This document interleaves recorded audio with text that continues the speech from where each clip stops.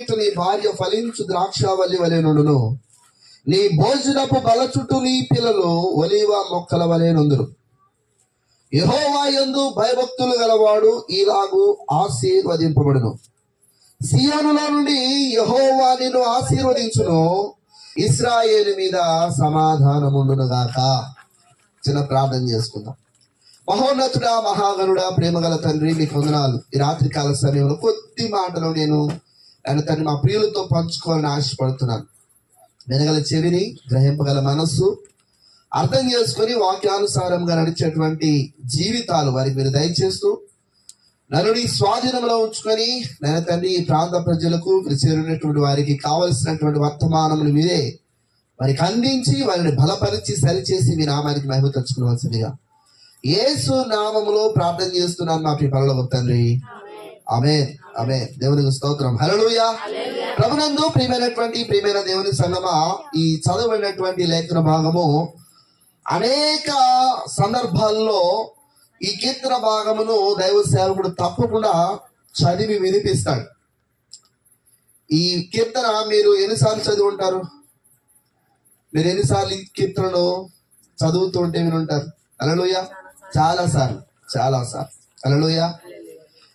చాలా సందర్భాలలో సంఘము లేదా సంఘ బిడ్డలు ఎలా ఉంటారంటే, వినుటకు మాత్రము విందురు గాని దానిని గ్రహింపరైరి అని దేవుని వాక్యం సెలవిస్తుంది. హల్లెలూయా. ఏదంట? వినుటకు మాత్రము విందురు గాని దానిని గ్రహింపరు. మనం చాలా మాటలు వింటాం. లోక సంబంధమైనటువంటి మాటలు అయితే మనకు బాగా అర్థమవుతాయి, కానీ ఆత్మ సంబంధమైనటువంటి మాటలు, దేవుని సంబంధమైన మాటలు మనకి అర్థంగా, ఒకవేళ అర్థమైనా కూడా మనం అర్థం కానట్టే బ్రతుకుతూ ఉంటాం, అర్థం కానట్టే ఉంటూ ఉంటాం. అందుకే మన జీవితాలు ఛిద్రమైపోతూ ఉంటాయి. దేవుని వాక్యం ఎప్పుడు బాగు చేసేదిగా ఉంటుంది. దేవుని మాట ఎప్పుడు మనల్ని సరిచేసేదిగా, మన బ్రతుకులను బాగు చేసేదిగా, నశించిపోయి క్షీణించిపోయి చెదరిపోయి అనేకమైనటువంటి వ్యతలతో, బాధలతో, శోధనలతో, రోగాలతో ఏమండి మనం బ్రతుకు ఈడుస్తున్నప్పుడు వాటి నుండి బయటపడేటువంటి మార్గాన్ని దేవుని వాక్యం మనకి బోధిస్తూ ఉంటుంది. దేవుని వాక్యం మనకి నేర్పిస్తూ ఉంటుంది. కానీ మనము వినుటకు మాత్రము విందుము కానీ వాటిని గ్రహించట్లేదు. సహోదరి రోధిస్తూ ఒక విషయాన్ని ఇప్పుడు మనతో పంచుకుంది. హల్లెలూయా. కుటుంబంలో ఉన్నటువంటి సమస్య, కుటుంబంలో ఉన్నటువంటి స్థితి, ప్రతి కుటుంబంలో కూడా ఇటువంటి పరిస్థితులు ఆయా సందర్భాల్లో ప్రతి వ్యక్తి అనుభవిస్తూనే ఉంటాడు. ప్రతి జీవితంలో ఇటువంటి స్థితిగతులు వారు కలిగే ఉంటారు. ఈ చదవబడినటువంటి లేఖన భాగంలో దేవుని యందు భయభక్తులు కలిగి, దేవుని బిడ్డలుగా ముద్రింపబడి, దేవుని సంఘముతో అంటుకట్టబడినటువంటి కుటుంబాలు ఏ విధంగా ఉంటాయో ఈ లేఖన భాగం మనకి చాలా స్పష్టంగా తెలియజేస్తాం. యెహోవా యందు భయభక్తులు కలిగి ఆయన త్రోవల యందు నడుచు వారందరూ ఎవరంట? ధన్యులు. హల్లెలూయా. ధన్యులు అను మాటకు ఆనందమయులు అని అర్థం. ధన్యులు అంటే ఆనందమయులు. హల్లెలూయా. ఆ ధన్యత మనకుందా? ఉందా? ఎప్పుడు చూడు ఏదో ఒక సమస్య, భార్యాభర్తల మధ్య, తల్లి బిడ్డల మధ్య, అత్త కోడళ్ళ మధ్య, ఏమండి అన్నదమ్ముల మధ్య, తోడు కోడళ్ళ మధ్య, తండ్రి కొడుకుల మధ్య, ఏమండి కుటుంబ వ్యవస్థలో సమాధానం లేదు, సఖ్యత లేదు, నెమ్మది లేదు. భార్య కుటుంబంలో పడి ఏడుస్తూ ఉంటే భర్త హ్యాపీగా ఒక 90 మందు తాగి, లేకపోతే ఒక క్వార్టర్ మందు తాగి బజార్లో తిరుగుతూ ఉంటాడు. ఏమండి ఇంటి దగ్గర భార్య ఏమైపోయిందో పట్టింపు లేదు. కారణం ఏంటి? నీ భార్య అంటే నీకు ప్రేమ లేదా? నీ బిడ్డలంటే నీకు ప్రేమ లేదా?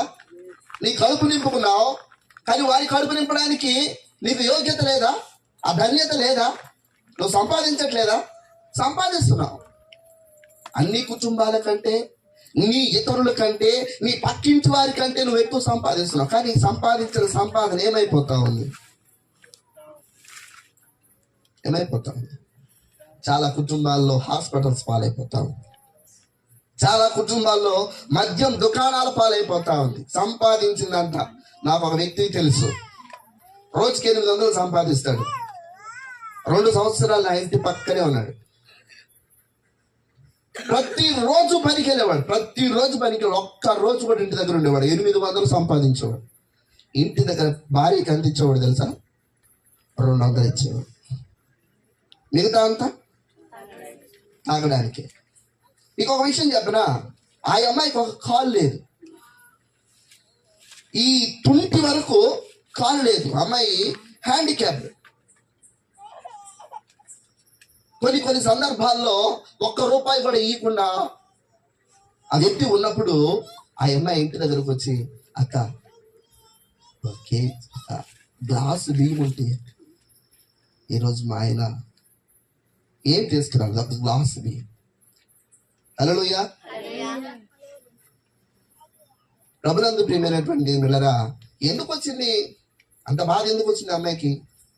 తనను నమ్మే కదా, నా బిడ్డను బాగా చూసుకుంటారు, నా బిడ్డకు ఒక శ్రేష్టమైనటువంటి జీవితాన్ని ఇస్తాడు, అనేకులకు లేనటువంటి గొప్ప భాగ్యం నా బిడ్డకు కలుగుతుంది అని నమ్మి బిడ్డలను చేతులు పెడితే వీళ్ళు చేసేటువంటి అకృత్యాలు నిజంగా వారికి తెలుస్తుందా? వారు తెలిసి చేస్తున్నారా?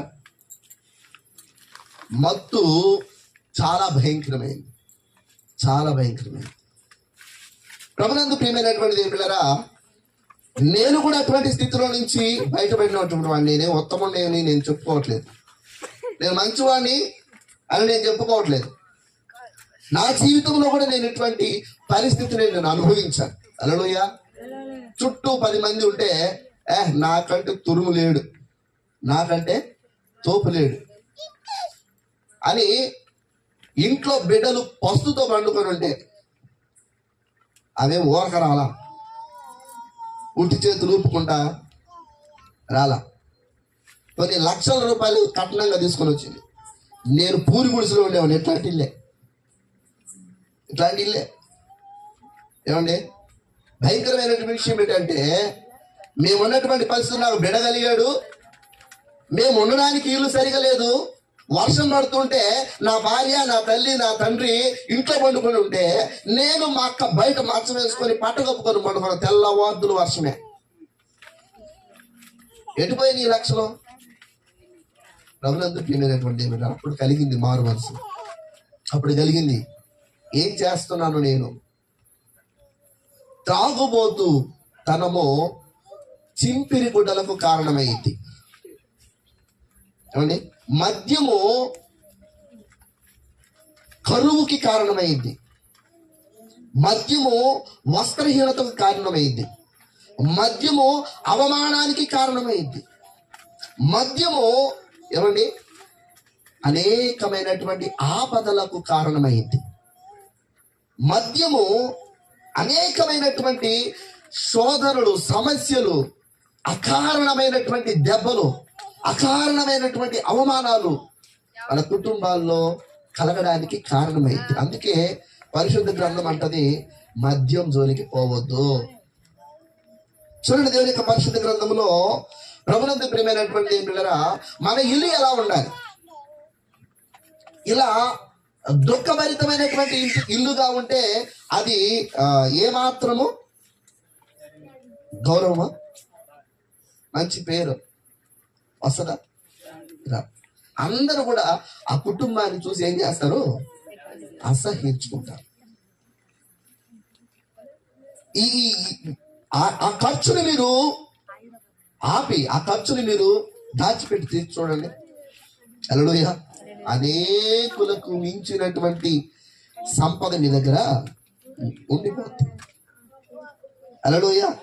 నేను ఆ సహోదరికి చెప్పాను, అమ్మా బాధపడమాక, దేవుడు ఒక మంచి రోజును నీకు ఇస్తాడు, ధైర్యం కలిగి ఉండు. శోధనలో ఉన్నావని, బాధలో ఉన్నావని, ఇటువంటి పరిస్థితిలో ఉన్నావని, నిరాశలో ఉన్నావని దిగులు పడద్దు. దేవుడు తప్పకుండా నీ జీవితంలో ఒక గొప్ప కార్యాన్ని చేస్తాడు అని చెప్పాను. హల్లెలూయా. ఆ సహోదరుడు మందు మానేశాడు. చెప్పాను, కూర్చోబెట్టి కౌన్సిలింగ్ ఇచ్చాడు. ఈ పరిస్థితి కరెక్ట్ కాదయ్యా, నీ బ్రతుకు మార్చుకొని ఆలోచన మార్చుకో. హల్లెలూయా. ప్రార్థన చేసి చెప్పా, అమ్మా దేవుడు నీకు సంతానాన్ని ఇవ్వబోతున్నాడు, ఒక్కరిని కాదు ఇద్దరిని. దేవునికి స్తోత్రం. హల్లెలూయా. ఇద్దరు కొడుకులే. హల్లెలూయా. దేవుడు ఇద్దరు కొడుకులనే ఇచ్చాడు. దేవుని దాసుని మాట అది వ్యర్థంగా పోదు. ఎందుకనంటే మేము ఆయన మీద ఆధారపడి జీవిస్తా ఉన్నాం. మేము ఆయన మీద ఆధారపడి బ్రతుకుతున్నాం. దేవుని సేవకుని నోట నుండి వచ్చినటువంటి మాట అది వ్యర్థంగా పోదు. నేను అనేక సార్లు ఈ కుటుంబంతో పంచుకున్నా. దేవుడు తప్పకుండా మీకు మేలు చేస్తాడు, మీ సమస్యలు తీరుస్తాడు, దేవుడు మీకు తోడుగా ఉంటాడని అనేక సార్లు నా దగ్గరకు వచ్చినప్పుడు వారిని ధైర్యపరిచాను, బలపరిచాను. దేవుడు అద్భుత రీతిగా వారి జీవితాల్లో కార్యాలు చేస్తూ వచ్చాడు. హల్లెలూయా. కానీ ఆమె చెప్తుంది, ప్రార్థన పెట్టుకుందామంటే ఏదో ఒక ఆట. యెహోవా యందు భయభక్తులు కలిగి ఆయన త్రోవల యందు నడుచు వారందరూ ధన్యులు. మనం ధన్యులముగా ఆనందమయముగా జీవిస్తున్నామా? జీవించాలి అంటే నువ్వు ఎవరు యందు భయభక్తులు కలిగి ఉండాలా? దేవుని యందు భయభక్తులు కలిగి ఉండాలా. రెండవది, నీ భర్త యందు కూడా నీవు భయభక్తులు కలిగి ఉండాలా.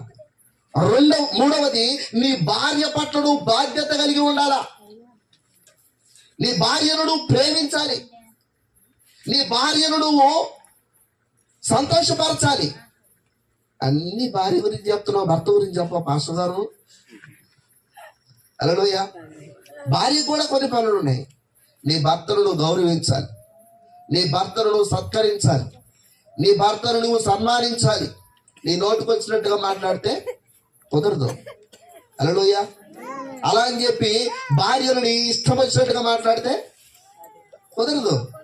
ఇద్దరు ఒకరికి ఒకరు అన్నట్టుగా ఉండాలి. ఇద్దరా ఒక్కరా? మీరు ఇద్దరుగా ఉండాలని దేవుడు ఆశపడ్డా? ఒక్కరుగా ఉండాలని దేవుడు ఆశపడ్డా? ఆమేన్. హల్లెలూయా. మీరు ఇవి రెండు శరీరాలైనప్పటికీ మనసు ఎలా ఉండాలా? ఒక్కటిగానే ఉండాలా. నీ మాట ఒకటే, ఆయన మాట ఒకటే. కొంతమంది చాలా తెలివిగా ప్రవర్తిస్తూ ఉంటారు. భర్తను ఒక మాట అడుగుతారు, భార్యని ఇంకొక మాట అడుగుతారు. పొలం ఇచ్చేవాడు ఏమండి, కాపురాలు కూల్చేవాడు. భర్త దగ్గరకు వచ్చేమో ఒక మాట మాట్లాడతారు, భార్య దగ్గరకు వచ్చేమో ఇంకో మాట మాట్లాడతారు. జాగ్రత్త, సాతానుడు చాలా కుయుక్తిగా పనిచేస్తూ ఉంటాడు. ఏమండి, అటువంటి సందర్భంలో జ్ఞానము కలిగిన స్త్రీ ఏం చేస్తుందంట? తన ఇల్లు కట్టుకుంటది. జ్ఞానము కలిగిన స్త్రీ తన ఇల్లు కట్టుకుంటది. బుద్ధి లేనిది అంటే జ్ఞానం లేని ఏం చేస్తుందంట? ఓడ పెరుగుద్దంట. నన్నిట్టంటావా కదండి. ఏం ఇంట్లో అని బయటే, ఏమండి, విలువైన బయటే, ఇల్లంతా పాడైపోయి.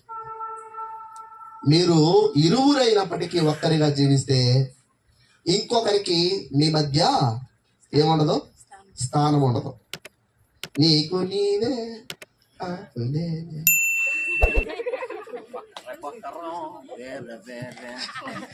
మరి చెప్పారు పాస్టర్, ఒకరికి ఒకరు వేరు వేరే. హల్లెలూయా. నాకు ఒక కుటుంబం తెలుసండి, నాకు ఒక కుటుంబం తెలుసు. సేవకుల కుటుంబం ఎందుకులే, సేవకుల కుటుంబం. ఎవరైనా ఇంటికి వెళ్ళేసరికి అబ్బో వాళ్ళిద్దరి మధ్య ప్రేమ, ఆ బాంధవ్యము, అబ్బా ఇట్లాగే ఉండాలి అని అనిపిస్తుంది. తర్వాత చూస్తే ఆమె ఒక్కో బెడ్రూమ్లో ఉంటుంది, ఈ అయ్య గారు ఇంకో బెడ్రూమ్లో ఉంటుంది. ఆ వంట ఆమె వండుకుంటుంటది, ఈయన వంట ఈయన వండుకుంటుంటుంది. ఆయన పాల ప్యాకెట్ అయింది, ఈయన పాల ప్యాకెట్ ఈయనది. ఇంటికి ఎవరైనా వచ్చారనుకో ఒకటే ప్యాకెట్, ఇద్దరు కలిసి ఒక ప్యాకెట్ లోనే. నెల్లూరులో ఉన్న కుటుంబం, దేవునికి స్తోత్రం. ఆయన లేడు, ఆయన కాలం చేశాడు. దేవునికి స్తోత్రం. హల్లెలూయా. కుటుంబంలో సంతోషం లేకపోతే, కుటుంబంలో సఖ్యత లేకపోతే ఆ కుటుంబము ఆనందంగా ఎలా ఉంటది? దీవించబడిన ఇల్లుగా ఎలా ఉంటది? అది దేవుడు నివాసం చేసే ఇల్లుగా ఎలా ఉంటుంది? అవకాశం ఉంటుందా? లేదు. యోహాను సువార్త ఒక ఇల్లు కనబడుతుంది, చూద్దాం. యోహాను సువార్త 12వ అధ్యాయము 3వ వచనం చదువుదాం. యోహాను సువార్త 12వ అధ్యాయము 3వ వచనం.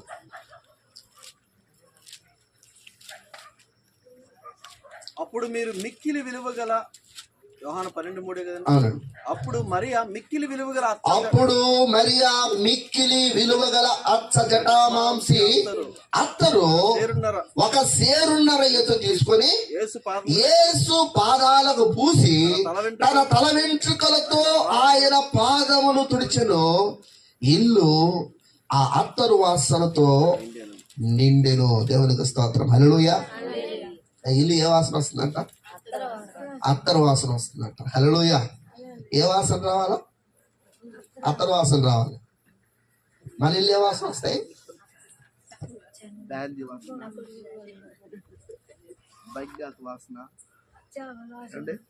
ఇంకా చుట్ట వాసన, ఏమండి చుట్ట వాసన. ఇంత ప్యాకెట్ ఎంత ఉంటుంది? 100 రూపాయలు. ఎంత బుడ్డే ఎంత ఉంటుంది? 160 రూపాయలు. ఎంత చేసానే ఎంత ఉంటుంది? 200 రూపాయలు. ఇవన్నీ లేకపోతే నిద్ర పుట్టుద్దా? హల్లెలూయా. బిడ్డలకు ఆహారం లేకపోయినా పర్వాలేదు, సమస్య లే. మనకి ఉంటే ప్రభునందు ప్రియమైనటువంటి దేవుడు, ఎవరిని విమర్శించాలని కాదు, మీ బ్రతుకులు మార్చుకోవాలని.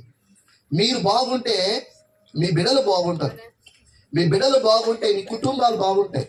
మీ కుటుంబాలు బాగుంటే మీ ఊరు బాగుంటది. మీ ఊరు బాగుంటే దేశమే బాగుంటుంది. హల్లెలూయా. హల్లెలూయా. అంతేగాని మీరు ఏడుస్తూ ఉంటే సేవకుడికి సంతోషం ఉంటుందా?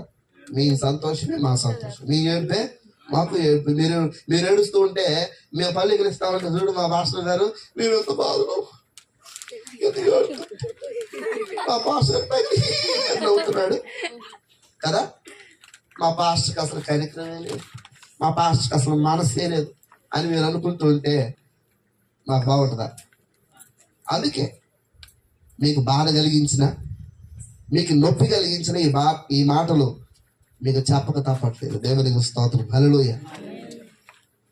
కొద్దిగా తాగితే ఆరోగ్యం, ఎక్కువగా తాగితే అనారోగ్యం, ఇంకా ఎక్కువగా తాగితే వ్యసనం, మరణమే. హల్లెలూయా. అదే పాస్టర్ కొద్దిగా తాగమన్నారు కదా. కొద్దిగా నేను ఎక్కువ తాగను పాస్టర్. చాలా మంది చెప్తా ఉంటాను, ఎక్కువ తాగండి.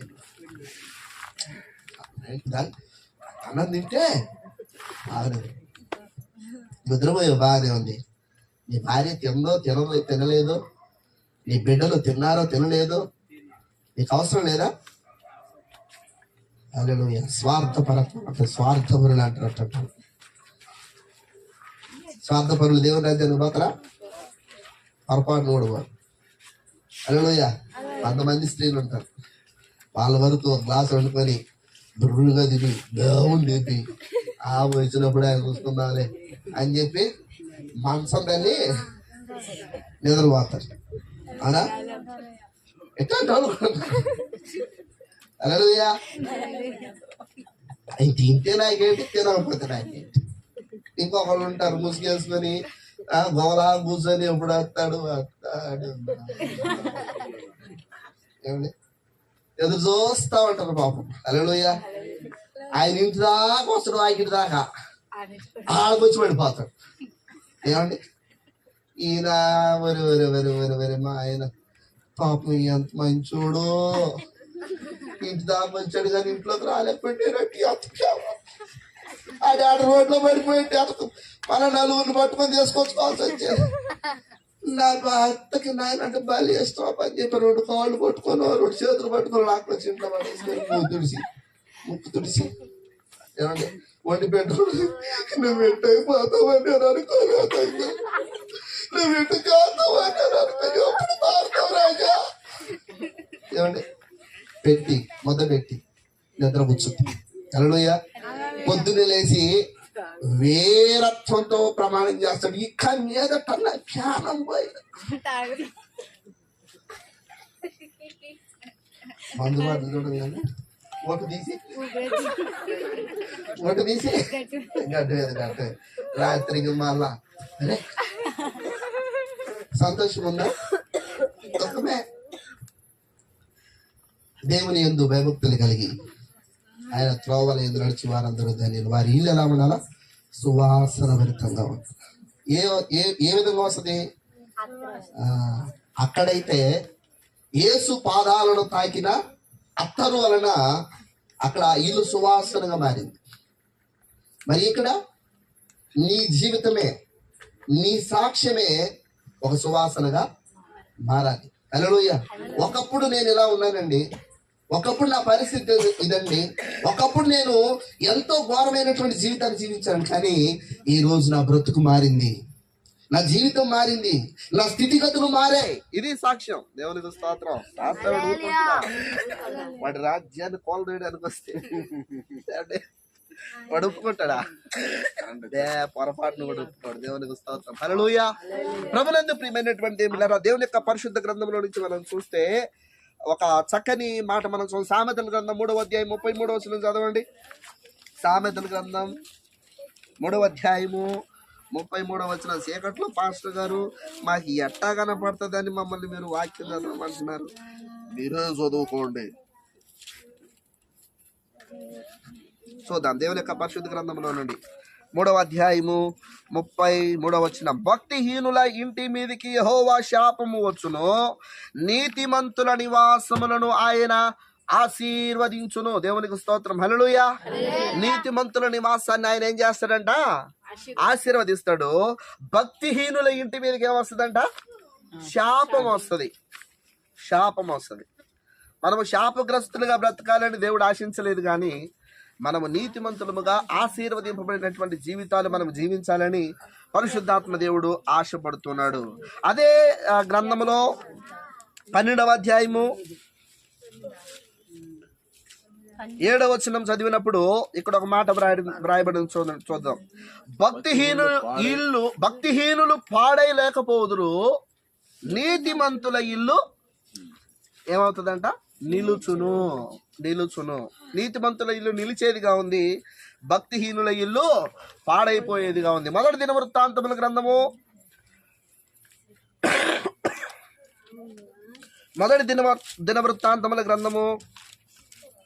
13వ అధ్యాయం 14వ వచనం. 13వ అధ్యాయము 14వ వచనం. దేవుని మందసము ఒబెదెదోము ఇంటిలో దేవుని మందసము ఒబెదెదోము ఇంటిలో అతని కుటుంబములతో 3 నెలలు ఉండగా యెహోవా ఒబెదెదోమును ఇంటి వారిని అతని సొత్తంతటిని ఆశీర్వదించెను. హల్లెలూయా. దేవుని మందసము ఒబెదెదోము ఇంటిలో ఉండగా అతని కుటుంబములతో 3 నెలలు ఉండగా యెహోవా ఒబెదెదోమును ఇంటి వారిని అతని సొత్తంతటిని ఆశీర్వదించాడు. దేవునికి స్తోత్రం. హల్లెలూయా. అందుకే ఇందాక ఒక మాట చెప్పాను, ఎంతో సంపాదించిందంతా కూడా చిల్లి సంచిలో వేసినట్టే. ఏమైపోతుందో తెలియదు, ఎటుపోతుందో తెలియదు. కుటుంబంలో కరువు, కుటుంబంలో ఏమండి ఎంతో అవసరత, అప్పులు, అనేకమైనటువంటి రుణబాధలు. దేవుని మందసము అంటే అది ఒక తుమ్మకర్రతో చేయబడిన ఒక పెట్టె. దానికి తుమ్మకర్రతో చేయబడినప్పటికీ అది బంగారముతో తాపడము చేయబడినటువంటి పెట్టె. ఆ పెట్టెలో ఏమున్నాయంటే చూడండి, దేవుని యొక్క పరిశుద్ధ గ్రంథంలో హెబ్రీ పత్రిక 11వ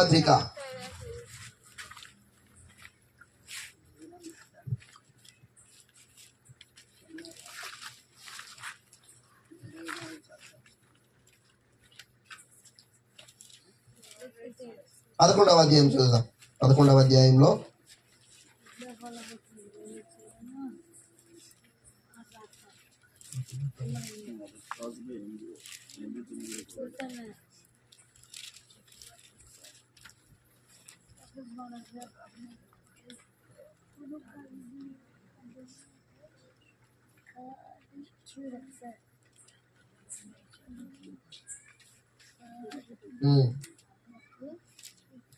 ఏలయనగా 9వ అధ్యాయం చదువుదాం. 9వ అధ్యాయం నుంచి మనము చదువుదాం. ఇక్కడ 4వ వచనం. అందులో సువర్ణ దుపార్తియు, హెబ్రీ పత్రిక 9వ అధ్యాయము 4వ వచనం. అందులో సువర్ణ ధూపార్తియు అంతటను బంగారు రేకులతో తాపబడిన నిబంధన మందసమును ఉండెను. ఆ మందసములో మన్నా గల బంగారు పాత్రయు, చిగురించిన అహరోను చేతికర్రయు, నిబంధన పలకలను, దానిపైన కరుణాపీఠమును కమ్ముకొనుచున్న మహిమగల కెరూబులను ఉండెను. వీటిని గురించి ఇప్పుడు వివరముగా చెప్పవల్లబడదు. సరే, చిన్న క్లుప్తంగా చెప్తా. హల్లెలూయా. ఆ మందసములు ఏమున్నాయంట? మన్నా కలిగిన బంగారు పాత్ర. మన్నా అనగా ఇది ఏమి అంటే, ఇశ్రాయేలీలు అరణ్యములో ఉండగా ఇశ్రాయేలీలను 40 సంవత్సరములు పోషించాడు దేవుడు ఆహారం పెట్టి. అరణ్యంలో ఆహారం దొరికిద్దా? లేదు. వీరు పగలంతా పనులు చేసుకోవాలా, రాత్రికి నిద్రపోతే రాత్రి దేవుడు మరి తెల్లవారేసరికల్లా ఆహారాన్ని సిద్ధపరచేవాడు. హల్లెలూయా. తెల్లవారేసరికల్లా ఇందాక ఒక మాట మనం చదువుకున్నాం. తన ప్రియులు నిద్రించుచుండగా ఆయన వారికి ఇచ్చుచున్నాడు. హల్లెలూయా. ఎక్కడ ఇచ్చాడయ్యా, ఎవరికి ఇచ్చాడయ్యా అంటే ఇశ్రాయేలుని పోయి అడిగితే వాళ్ళు చెప్తారు, అయ్యా రాత్రంతా మేము నిద్రపోయాము, తెల్లవారేసరికల్లా మా కొరకు ఆహారం సిద్ధంగా ఉండేది. మా పని ఏందిరా అంటే ఆహారాన్ని సమకూర్చుకోవడమే, ఏరుకోవడమే. ఏంట్రా ఎక్కడదరా ఈ ఆహారం అంటే, ఆ ఆహారము దేవదూతలు పూజించే ఆహారం. ఎవరికి ఇచ్చాడు? తనను నమ్మినటువంటి తన ప్రజలకి ఇచ్చాడు. హల్లెలూయా. ఇంతకీ అది ఆనాడు వారికి 40 సంవత్సరాలు ఆకలిని తీర్చినటువంటి ఆహారం. ఇప్పుడు మనకు ఒక ఆహారం ఉంది, జీవాహారం. ఏమిటది? దేవుని యొక్క వాక్యం. హల్లెలూయా. దేవుని యొక్క వాక్యం. ఈ వాక్యము సర్వ శరీరములకు ఆరోగ్యమును, ఎముకలకు సత్తువును కలుగజేస్తుందంట. దేవునికి స్తోత్రం. సర్వ శరీరానికి ఆరోగ్యాన్ని ఇస్తుంది, జీవాన్ని ఇస్తుంది. హల్లెలూయా. ఏది? వాక్యం. హల్లెలూయా. ఇప్పుడు మందసములో ఏముందంట? మన్నా కలిగిన పాత్ర అనగా దేవుని వాక్యం ఉంది. రెండవది చిగురించిన అహరోను చేతికర్ర. చేతికర్ర దేనికి సాదృశ్యం? చేతికర్ర దేనికి ఉపయోగిస్తారు? చేతికర్ర ఎవరు ఉపయోగిస్తారు? మొదటిగా కాపరులు ఉపయోగిస్తారు, ఆ తర్వాత మొసలి వారు, లేదు అధికారం కలిగిన వారు కూడా చేతికర్రని ఉపయోగిస్తారు కదా. అండి, వాళ్ళ చేతిలో ఒక కర్ర ఉంటది, ఆ కర్ర పట్టుకొని వాళ్ళ యొక్క రాజస్థాన్ని చూపిస్తారు. హల్లెలూయా. ముసలి వారు ఏమో వారికి ఆధారాన్ని చూపిస్తారు, కాపరి ఏమో బర్రెలకు భద్రతను చూపిస్తారు. దేవునికి స్తోత్రం. హల్లెలూయా. ఆ తర్వాత అక్కడ ఏముంది? నిబంధన పలకలు అంటే వాక్యమే. దేవునికి స్తోత్రం. ఇవన్నీ ఎక్కడున్నాయి? ఆ మందసములో ఉన్నాయి. ఆ మందసం ఎక్కడుంది? ఒబేదెదోము ఇంటిలో ఉంది. ఎన్ని రోజులు ఉంది? 90 రోజులు ఉంది, అంటే 3 ఏళ్ళు. దేవుడు ఏం చేశాడంట? ఆ కుటుంబాన్ని, అతనికి కలిగినటువంటి సొత్తంతటిని, అతని బంధువులను కూడా దేవుడు ఆశీర్వదించాడంట. హల్లెలూయా. దేవుని యందు భయభక్తులు కలిగి ఉంటే, దేవుని బిడ్డవుగా నువ్వు జీవిస్తూ ఆ సాక్ష్య జీవితాన్ని నువ్వు కలిగి ఉంటే, నీ ఒక్కదాన్ని ఆశీర్వదింపబడవు. నిన్ను బట్టి నీ కుటుంబము, నిన్ను బట్టి నీ యొక్క బంధువులు, నిన్ను బట్టి నీ ఇరుగు పొరుగు వారు, నిన్ను బట్టి నీ గ్రామము ఆశీర్వదించబడుద్ది. దేవునికి స్తోత్రం. హల్లెలూయా. అప్పుడు ఇటువంటి సాక్ష్యాలు మనం చెప్పం. ఏ సాక్ష్యం చెప్తాం? దేవుని నమ్ముకోండి, దేవుడు నా జీవితంలో చేసినటువంటి మేలుని మీ జీవితంలో కూడా చేస్తాడు. హల్లెలూయా. మేలులు పొందని వాళ్ళు ఏం చెప్తారు? ఏడుపుదాంటారు. అవునా? ఎలా ఉండాలని దేవుడు నేను కోరుతున్నాడు. నువ్వు ఎలా ఉండాలని ఆశపడుతున్నావు. ఈ రాత్రి కాల సమయంలో నీవు ప్రశ్నించుకో. దేవుని యొక్క పరిశుద్ధ గ్రంథంలో నుండి ఒక చక్కని మాట చదువుకొని ఈ మాటను నేను ముగించాలని ఆశపడుతున్నాను. యెహోషువ గ్రంథము 24వ అధ్యాయం 15వ వచనం. యెహోషువ గ్రంథం 24:15. యెహోవాను సేవించుట మీ దృష్టికి కీడని తోచిన ఎడల మీరు ఎవరిని సేవించదరో నది అద్దరిని మీ పితరులు సేవించిన దేవతలను సేవించదరో అమోరీయుల దేశమున మీరు నివసించుచున్నారే వారి దేవతలను సేవించదరో నేడే మీరు కోరుకొనుడి. మీరు ఎవరిని సేవింప కోరుకొనినో నేనును నా ఇంటి వారు యెహోవాను సేవించదము. చప్పట్లు పడండి గట్టిగా. హల్లెలూయా. ఈ తీర్మానంలోనికి మనము రావాలి. నేనును నా ఇంటి వారును. మనం ఈ తీర్మానం నేను అక్కడే వస్తాను పాస్టర్ గారు, మా ఆయన రాడు. నేను ఒక్కదాన్ని వస్తాను పాస్టర్ గారు, మా ఇంట్లో ఎవరు రాదు. వాళ్ళకి దేవుడు అంటే ఇష్టం ఉంటుంది. ఇంకొక సంఘాన్ని ఇవి ఇంకో సంఘాన్ని ఎట్లా కుటుంబాలు కూడా ఉంటాయి. హల్లెలూయా.